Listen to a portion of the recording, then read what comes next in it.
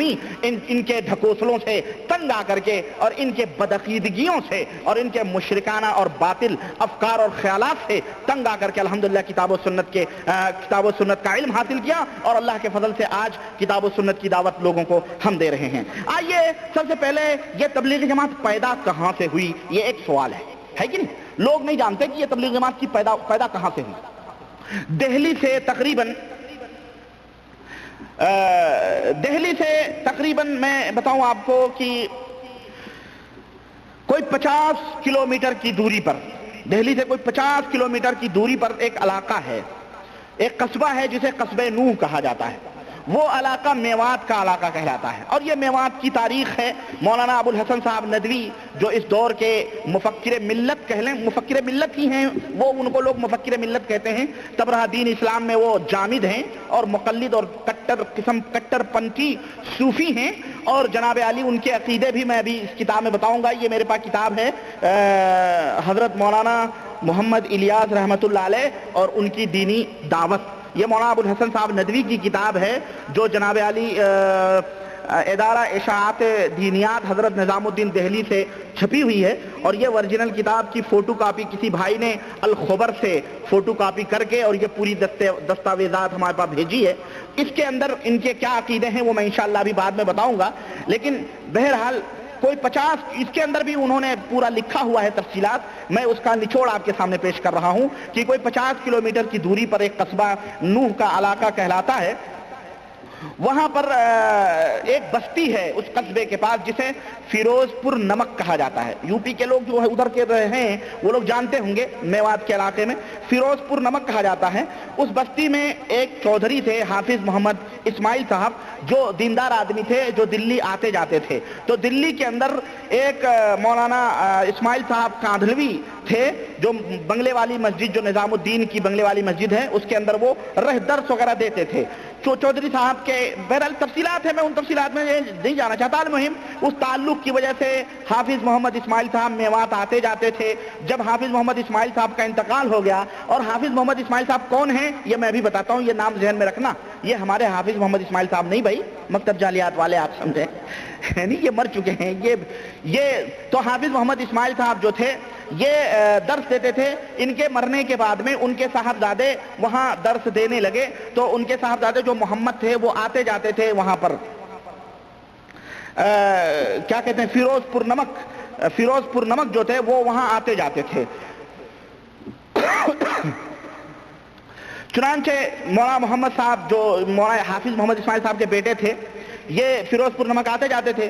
پھر مولانا محمد الیاس صاحب جو قصاب پورے میں، دلی میں ایک علاقہ ہے قصاب پورے کا، وہاں پر بنگلے والی مسجد، وہاں سے وہ ایک جگہ پڑھاتے تھے، وہ پھر وہاں سے وہ بنگلے والی مسجد میں آ گئے، اور بنگلے والی مسجد میں جب مولانا محمد الیاس صاحب آئے تو فیروز پور نمک والے ان کو آ کر کے پھر لے کے گئے اپنے علاقے میں، اور وہاں پر جو ہے دینی بیداری شروع ہوئی۔ اور وہ کس طرح سے شروع ہوئی کہ اس گاؤں کے بعض بڑے بوڑھے بیچارے جاہل لوگ جو تھے، وہ لوگ گھر گھر جا کے لوگوں کو نماز کی دعوت دیتے تھے کہ کہتے ہیں چلو نماز پڑھنے چلو، چلو نماز پڑھنے چلو، یعنی ایک گھر گئے، دو گھر گئے، اس طرح سے لوگوں کو جا کے کلمہ سکھاتے اور نماز کی ترغیب دیتے گاؤں میں۔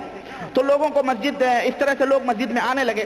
حضرت جی کو، یعنی حضرت الیاس صاحب کو، محمد الیاس صاحب کو یہ طریقہ بڑا پسند آیا کہ لوگوں کو گھر گھر جائیں، یہ طریقہ بڑا پسند آیا۔ چنانچہ تب لوگوں نے انہوں نے فرمایا کہ بھائی اسے اسی گاؤں تک کیوں رکھتے ہو، اسے دوسرے گاؤں تک بھی پھیلاؤ۔ محمد الیاس صاحب نے کہا اسے دوسرے گاؤں تک بھی پھیلاؤ۔ چنانچہ ایک پروگرام کے مطابق چند دیہاتیوں پہ مشتمل چند دیہات والے جمع ہوئے، اور ایک جگہ جو ہے پہلی جماعت نکلی۔ گھاسیڑا ایک علاقہ ہے، ایک گاؤں ہے، وہاں وہ جماعت گئی۔ پھر وہی لوگ اگلی جمعہ کو سہنا اور تاؤڑ گئے، اور وہاں حضرت جی محمد الیاس صاحب کا وہاں پہلا واعظ ہوا، اور وہاں جمعے کی نماز پڑھی گئی۔ تو یہ ابتدا ہوئی ایک گاؤں سے نکل کے دوسرے گاؤں جانے کی، اور چند دیہاتوں میں لوگوں کو جمع کر کے تبلیغ کرنے کی، یہ ابتدا ہوئی مولانا الیاس صاحب کی۔ اب آپ سوچتے ہوں کہ مولانا الیاس کہاں سے آ گئے، تو میں سلسلہ بتاؤں۔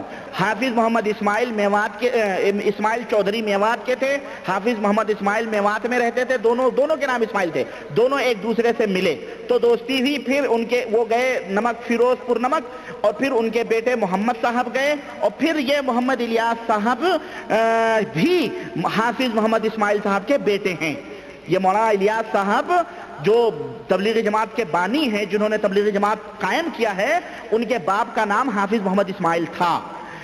اچھا جناب, وہ بھی نمک پور جانے لگے اور انہوں نے فیروز پور نمک جانے لگے. انہوں نے یہ طریقہ بتلایا, انہوں نے لوگوں کا یہ طریقہ دیکھا تو کہا یہ تو بڑا اچھا طریقہ ہے, اس کو دوسرے گاؤں کے اندر بھی رائج کیا جائے. اب یہاں 1 منٹ کے لیے ہم ٹھہرتے ہیں اور ہم مولانا اپنے ابو الحسن صاحب ندوی, معذرت کے ساتھ وہ زندہ ہیں اور کاش میری آواز ان تک کوئی پہنچائے, وہ زندہ ہیں, اس کے اندر ایک بات نقل کر رہے ہیں مولانا محمد الیاس صاحب کے باپ جو حافظ محمد اسماعیل تھے ان کے تعلق سے کہ وہ کون سی شخصیت تھی. اس شخصیت کے بارے میں مولانا ہمارے ندوی صاحب جو ہیں, ابو الحسن صاحب ندوی, یہ کہتے ہیں کہ مولانا الیاس صاحب جو تھے جب ان کا انتقال ہوا تو جنازے میں, یہ دیکھیں یہ ہے جناب عالی, آپ یہ نہ کہیں ربانی جھوٹ بول رہا ہے, یہ دینی دعوت مولانا الیاس صاحب کا, حضرت مولانا محمد الیاس صاحب اور ان کی دینی دعوت, یہ کتاب کا نام ہے, اور یہ ادارہ اشاعت دینیات حضرت نظام الدین دلی سے چھپی ہوئی ہے, اور بمبئی برانچ ادارہ اشاعت دینیات 36 محمد علی روڈ, فون نمبر بھی اس کے اندر ہے. اور پھر یہ ملنے کا پتہ کتب خانہ الفرقان 31 نیا گاؤں لکھنؤ, ہاں مکتبہ فرقان 31 نیا گاؤں لکھنؤ, مغربی لکھنؤ سے یہ چھپی ہوئی کتاب ہے. اس کتاب کے صفحہ 47 کے اوپر مولانا ندوی صاحب لکھتے ہیں کہ جنازے میں اتنا ہجوم اور ایسی کثرت تھی کہ لوگوں نے بار بار نماز پڑھی, جس کی وجہ سے دفن میں کچھ تاخیر ہوئی. اب یہاں سے سنیں, اسی عرصے میں ایک صاحب ادراک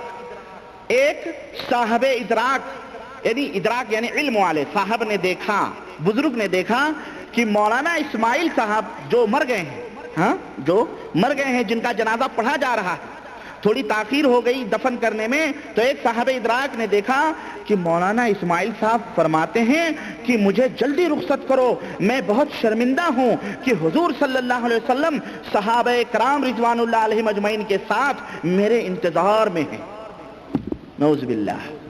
مجھے حیرت ہوتی ہے اور تعجب ہوتا ہے کہ آج آدھی سے زیادہ لوگ ہندوستان میں رہیں یا پاکستان میں, اور ان کی کچھ ذریت سعودیہ کے اندر بھی ہیں جو اپنے آپ کو ندوی کہتے ہیں.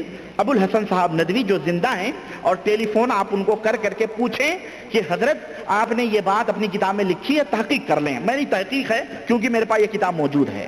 کہہ رہے ہیں کہ انہوں نے دیکھا کہ حضور صلی اللہ علیہ وسلم انتظار کر رہے ہیں, وہ مرا ہوا آدمی, ان کو ادراک کیسے ہوا, کیسے, یہ تمام سب چیزیں کیا ہیں, یہ کیا عقیدہ بتایا جا رہا ہے. مجھے حیرت ہوتی ہے, ایک شخص کو اتنا بڑا عالم کہا جا رہا ہے اور اس کا ایمان اور عقیدہ ایسے گھٹیا باتوں کے اوپر, اس طرح کے یعنی بدعقیدگی کے اوپر کہ حضور صلی اللہ علیہ وسلم اور صحابہ کرام انتظار میں کھڑے ہیں. لیکن ایک بات میں بتاؤں آپ کو, یہ نبی کریم صلی اللہ علیہ وسلم کی جو امت ہے نا, یہ بھی کوئی ایسے ویسوں کے جال میں آنے والی نہیں ہے کہ اتنی کمزور ہو کہ جو بھی کہے اس کے پیچھے چلی جائے, نہ, بلکہ بہت مضبوط ہتھ کنڈے اپنانے پڑتے ہیں بھائی, بہت مضبوط ہتھ کنڈے اپنانے پڑتے ہیں اس امت کو گمراہ کرنے کے لیے, شیطان کو. چنانچہ ہر دور میں شیطان کا یہ کام رہا ہے, چاہے وہ قوم نوح رہی ہو کہ اس قوم کے دل میں, اس قوم کے جو بزرگ تھے, ان بزرگوں کی محبت اور عقیدت کو راسخ کیا شیطان نے ان کے دلوں میں, اور مکمل طور پر ان کی محبت بھر دی کوٹ کر کے. تب شیطان نے ان سے کہا دیکھو ان کو تم اپنا بزرگ مانتے ہو, رہنما مانتے ہو, بہت بڑا مانتے ہو, اب یہ لوگ جو تھے بڑے صالح اور بزرگ لوگ تھے, یہ لوگ یہاں بیٹھتے تھے, اب یہاں کوئی نشانی رکھو, نشانی رکھوا دی. پھر ایک زمانہ گزر گیا, ان کی نسلیں آئیں, تو شیطان نے کہا دیکھو یہ جو نشانی پتھر کی رکھی ہوئی ہے, یہ تمہارے بزرگ اس شکل و صورت کے تھے, اب کیا کرو ان کی شکل و صورت ان پتھروں سے بناؤ.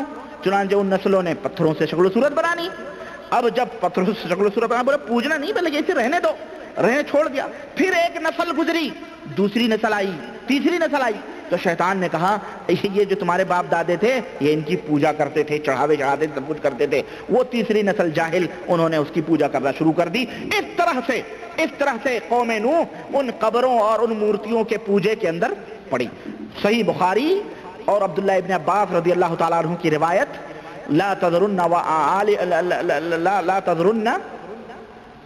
آلہتکم ہاں ولا تذرن ودا ولا سواعا ولا یغوث ولا یعوق نصرا.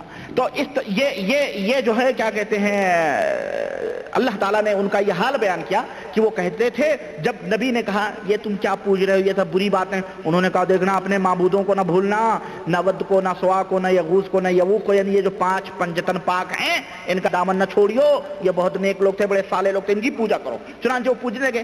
تو پہلے عقیدت و محبت کے اندر شیطان غلو کرواتا ہے. اسی لیے پیغمبر اسلام جناب محمد الرسول اللہ صلی اللہ علیہ وسلم جو اس امت کے حکیم تھے، حکیم الامت تھے، انہوں نے اپنی امت کو کہا تھا، کیا فرمایا تھا؟ کہا تھا کہ لا تغلو فی دینکم، اے لوگو اپنے دین کے اندر غلو نہ کرو. ہاں ایاکم والغلو، اے میری امت کے لوگو غلو کرنے سے بچنا. اس لیے فإن من كان قبلكم، اس لیے کہ تم سے پہلے جو لوگ تھے وہ اسی دین کے اندر اور اپنے اپنے بزرگوں کے صالحین کے اندر غلو کر کے گمراہ ہو گئے. تم غلو نہ کرنا. لیکن شیطان نے ایسے کچھ لوگوں کو چنا، منتخب کیا جو امت کے بڑے سرخیل کہلانے جائے لگے. مفکر ملت ہیں، یہ مجاہد ملت ہیں، یہ شیخ الاسلام ہیں، یہ زبدۃ الاماثل ہیں، یہ بہت بڑے حضرت ہیں، یہ بہت بڑے ادیب ہیں، یہ بہت بڑے رائٹر ہیں، یہ بہت بڑے عربی میں تقریر کرنے والے ہیں، یہ بہت بڑے جو ہے ایک ادارے کے مؤسس اور بانی اور بہت بڑے محتمم اور بہت بڑے جو ہے وہ ہیں.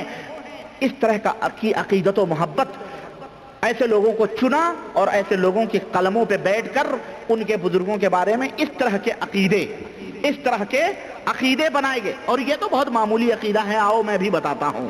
چنانچہ یہ تو ان کی فضیلت ہے. کن کی؟ تبلیغی جماعت کے جو مؤسس اور بانی ہیں، جنہوں نے تبلیغی جماعت کو بنایا ہے نا، یہ ان کے باپ کی فضیلت ہے کہ ان کے جنازے پر کسی صاحب علم کو ادراک ہوا کہ حضور کھڑے ہوئے ہیں. اور یہی عقیدہ احمد رضا خان صاحب کے بارے میں علماء بریلوی بھی رکھتے ہیں. آپ کو میں نے بتایا نہیں ہے صوفی اور برہمن اور صوفی اور شیطان اور صوفیزم اور اسلام کے اس میں نے وہ حوالہ بھی تو دیا ہے. یاد کریں کہ میں نے بتایا کہ ایک شام کے رہنے والے نے خواب میں دیکھا کہ حضور صلی اللہ علیہ وسلم کسی کا انتظار کر رہے ہیں. تو پوچھا حضور کس کا انتظار ہو رہا ہے؟ تو کہا کہ ایک احمد رضا خان مر گیا ہے وہاں پہ ہندوستان کے اندر، ہم اس کے جنازے کا انتظار کر رہے ہیں. تو وہ شامی جو تھا، شام افریقی تھا یا شام کا تھا، مہم ذہن میں نہیں آ رہا میرے، تو اس نے وہ سفر کیا باقاعدے، وہ تاریخ نوٹ کی اور ہندوستان کا سفر کیا اور ہندوستان گیا اور وہاں پوچھا کہ اس نام کا آدمی کون ہے؟ کہا گیا بریلی شریف میں. تو بریلی گیا، وہاں معلوم کیا تو کہا جس رات اس نے خواب دیکھا تھا اسی رات احمد رضا خان کا انتقال ہوا تھا اور حضور صلی اللہ علیہ وسلم ان کا انتظار کر رہے تھے. بولو ہو اتنے بڑے. تو دیکھیں ایک طرف وہ بھی حنفیت کا دعویٰ کر رہا ہے بریلوی بھی، اور اپنے آپ کو مسلمان، اور حضور احمد رضا خان صاحب کے جنازے کا انتظار کر رہے ہیں. خواب میں باقاعدے دیکھا گیا. یہاں خواب نہیں ہے، یہاں بالکل کھلی آنکھوں سے ادراک ہو رہا ہے، علم ہو رہا ہے کہ حضور صلی اللہ علیہ وسلم صحابہ کرام کھڑے ہوئے ہیں اور انتظار میں ہیں. اب کیا شبہ کی بات باقی رہے گی جناب؟ جب اتنے بڑے لوگ ہیں، اتنے بڑے متقی پرہیزگار کہ ان کی روحوں اور ان کی جنازوں کے انتظار میں حضور صلی اللہ علیہ وسلم کھڑے رہیں، تو پھر جو یہ کام کریں گے وہ کام اچھا ہی تو ہوگا، کیونکہ حضور اچھے ہی لوگوں کا انتظار کریں گے، جنتی لوگوں کا، بدبختوں کا، بدعقیدوں کا تھوڑی. تو یہ عقیدہ بتلایا گیا کہ اب یہ جو کہہ رہے ہیں ان کے پیچھے چلو. اور آئیں میں آپ کو بتاؤں، یہ تو باپ کا حال، گرو رہ گئے، چیلا شکر ہو گئے. یہ تو باپ ہیں. بیٹے کا حال سنو. بیٹا بچپن میں کیا کرتا تھا؟ یعنی بیٹے سے میری مراد مولانا الیاس صاحب ہیں جو تبلیغی جماعت کے بانی ہیں. اور میرے تبلیغی بھائیوں، میرے تبلیغی دوستوں، میں یہ کوئی گپ نہیں ہانک رہا ہوں، یہ تمہاری کتابوں میں یہ گپ لکھے ہوئے ہیں، پڑھو. ہم یہی دعوت دیتے ہیں کہ میرے بھائیوں، آنکھوں کے اوپر جو عقیدت و محبت کی جو پٹیاں تم نے لگائی ہیں، یہ عقیدت و محبت کا چشمہ ایک کنارے رکھ کے ذرا کبھی کبھی ان کتابوں سے بھی گزرو جو اس دور کے مفکر ملت کہلانے والے ابو الحسن ندوی کی کتاب ہے. یہ ابو الحسن ندوی نے لکھی ہے یہ کتاب. اور جا کر کے ندوے کے اندر لکھنؤ کے اندر اس سے پوچھو کہ یہ کون سا عقیدہ ہے اور یہ کون سا دین، کون سا اسلام ہے جس کی تم خدمت کر رہے ہو، اور کس طرح۔ اور میں نے شروع میں بتلایا ہے کہ اعمال کو، ایمان کو برباد کرنے کے لیے کوئی بہت بڑا دھماکے کی ضرورت نہیں ہے، بلکہ ایک وائر کھینچ لو، یہ پوری روشنی غائب ہو جائے گی۔ دین ہی اسی طرح سے ایمان کے اندر، اسلام کے اندر کچھ ایسی معمولی دو ٹوک کے ایسے الفاظ ہیں جن کا ایمان آپ نہ رکھیں تو آپ کافر ہو جائیں۔ آپ سب نمازیں، روزے، حج، زکات سب کچھ کر رہے ہیں، لا الہ الا اللہ بھی پڑھ رہے ہیں، محمد رسول اللہ بھی پڑھ رہے ہیں، لیکن آپ آخرت کا انکار کر دیں، کافر ہو جائیں گے کہ نہیں ہو جائیں گے؟ آپ کی نمازیں، آپ کے تقوی، آپ کے ورع، آپ کے زہد، آپ کے تمام سب چیزیں کام آ سکتی ہیں؟ آپ ہمیں بتائیں۔ اور سنیں، یہی مولانا ابوالحسن صاحب ندوی ہیں